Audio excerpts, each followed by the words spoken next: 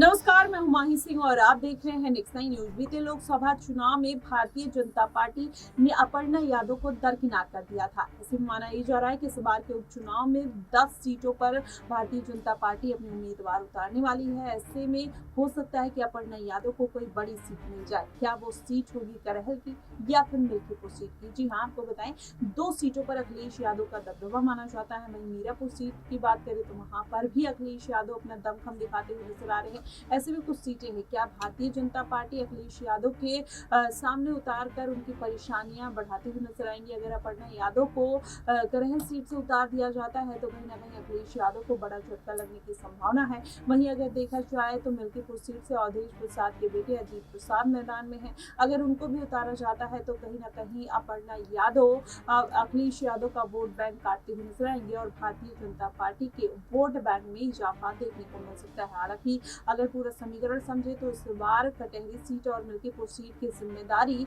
योगी आदित्यनाथ ने अपने सर पर रख रखी है। ऐसे में इस बार के जो लोकसभा चुनाव हुए उसमें योगी आदित्यनाथ को बड़ा हार का सामना करना पड़ा और यही कारण है कि इस बार कहीं ना कहीं योगी आदित्यनाथ पूरे एक्शन मोड में नजर आ रहे हैं और कहीं ना कहीं लोगों को अपनी तरफ और उनका ध्यान खींचने की भी कोशिश करते हुए नजर आ रहे हैं। ऐसे में अपर्णा यादव को अगर मैदान में उतारा जाता है तो जाहिर तौर पर अखिलेश यादव का जो वोट बैंक है वो कहीं ना कहीं भारतीय जनता पार्टी के साथ आता हुआ नजर आ सकता है। लेकिन देखना दिलचस्प होगा कि क्या वाकई में अपर्णा यादव को कोई बड़ी जिम्मेदारी भारतीय जनता पार्टी सौंपेगी या फिर जो 2 से ढाई सालों तक अपर्णा यादव कहीं ना कहीं पार्टी में निष्क्रिय बैठी हुई हैं उनको वही जिम्मेदारी फिर से मिलती हुई नजर आएगी। हालांकि भारतीय जनता पार्टी उनको कुछ सीटों पर पहले जिम्मेदारी देना चाहती थी, लेकिन अपर्णा यादव ने साफ तौर पर यह इनकार कर दिया था कि उनको किसी भी तरीके के परिवार के सदस्य के खिलाफ नहीं उतरना है। वो किसी ऐसी सीट पर नहीं उतरेंगी जहां पर उनके परिवार का कोई सदस्य हो।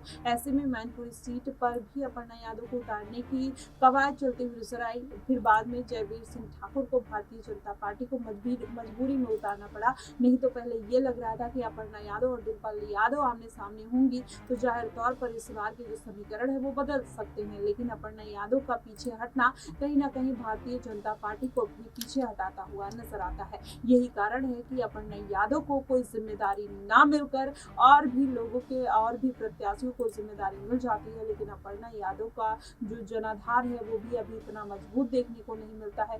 शायद यही कारण है कि भारतीय जनता पार्टी टिकट देने से बचती हुई नजर आ रही है। लेकिन फिलहाल इस बार के जो समीकरण है वो बेहद अलग है। वहीं पर अगर देखा जाए मझवा और सीसमऊ की जिम्मेदारी केशव प्रसाद मौर्य ने उठा रखी है। ऐसे में कुछ सीटें हैं जहां पर अपर्णा यादव को उतार कर अखिलेश यादव को जबरदस्त नुकसान पहुंचाया जा सकता है। ऐसे में अपर्णा यादव को लेकर हमेशा से यादव परिवार ये कहता हुआ नजर आया कि अपर्णा यादव के लिए घर के दरवाजे हमेशा के लिए खुले हैं, वो कभी भी घर में वापसी कर सकती हैं। ऐसे में ये भी अनुमान लगाया जा रहा था कि करहल सीट से अखिलेश यादव अपर्णा यादव की वापसी करा सकते हैं और हो सकता है कि उनको कोई बड़ा पद और बड़ी जिम्मेदारी देते हुए नजर आए। हालांकि तेज प्रताप यादव की अटकलें लगाई जाने लगी करहल सीट पर। वहीं मिल्कीपुर सीट पर अजीत प्रसाद को उतारने की तैयारी अब सपा पार्टी ने कर ली है। तो ऐसे में अब अपर्णा यादव का नंबर आएगा सपा पार्टी या यादव परिवार में, ये देखना बेहद दिलचस्प होगा या फिर भारतीय जनता पार्टी ही कोई बड़ी जिम्मेदारी देगी।